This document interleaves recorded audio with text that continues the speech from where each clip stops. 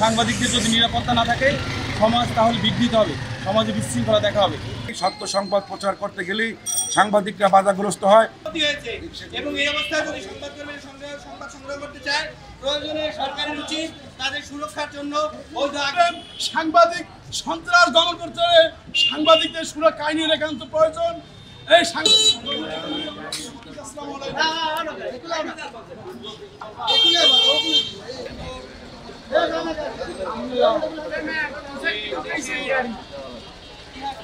আক্রমণের দ্বারা অনেক সময় দেখা যায় সংবাদকর্মীরা আহত হন এবং আহত থেকে সংবাদকর্মীদের দুর্নীতি কিংবা ক্ষমতার অপব্যবহারের সংবাদ তুলে আনতে গিয়ে যদি আমাদেরকে প্রাণ হারাতে হয়, তাহলে এই দেশ আর বসবাসের বিচারের দাবিতে রাস্তায় দাঁড়ায়। কিছুদিন পরে এই প্রসঙ্গ ভুলে যায়। এই সারা বাংলাদেশে সাংবাদিকের উপর যে অত্যাচার নির্যাতন করা হচ্ছে গ্রহণ করার জন্য গাজীপুরে বাংলাদেশের সর্বত্র যে সকল সাংবাদিক শিকার হয়েছেন নির্মমভাবে বা হামলার শিকার হয়েছেন তাদের প্রত্যেকের দাবি করছি এবং আসামিদের দ্রুত গ্রেপ্তারের দাবি করছি। এভাবে যদি চলতে থাকে তাহলে এক পর্যায়ে তো সংবাদকর্মীদের উপরে অত্যাচার চলতে থাকলে দেশের সংবাদ পরিবেশন করা সংবাদকর্মীদের কাছে তো দূর হয়ে দাঁড়াবে। বসুন্ধরা টিস্যু অশুদ্ধতার বিরুদ্ধে এক বিন্দুও ছাড় নয়।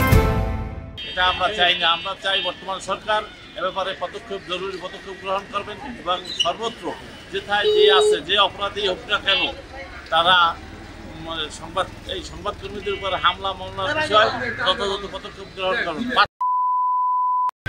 একটা মানুষকে প্রকাশ্যে শত শত মানুষের সামনে কুপিয়ে হত্যা করা হলো, আজ পর্যন্ত সকল আসামি গ্রেপ্তার হলো না, অথচ সিসিটিভি ফুটেজে তাদের দেখা গেছে। আমরা প্রশাসনের কাছে জোর দাবি জানাবো, যেখানে যে ধরনের ঘটনাগুলো ঘটছে তাতে দেশ আজ এক অস্থিতিশীল পরিস্থিতির দিকে যাচ্ছে। সাংবাদিকদের যদি নিরাপত্তা না থাকে সমাজ তাহলে বিঘ্নিত হবে, সমাজে বিশৃঙ্খলা দেখা হবে। সাংবাদিকদের নিরাপত্তার জন্য, সাংবাদিকদের সুরক্ষার জন্য আইন করার জন্য সরকারের প্রতি দাবি জানাচ্ছি এবং হত্যাকাণ্ডে যারা জড়িত এখনও গ্রেপ্তার হয়নি তাদেরকে গ্রেপ্তারের জোর দাবি জানাচ্ছি। সারা বাংলাদেশেই আমরা দেখছি বিভিন্ন রাজনৈতিক দলের দ্বারাই আজকে সাংবাদিকরা নির্যাতিত হচ্ছে।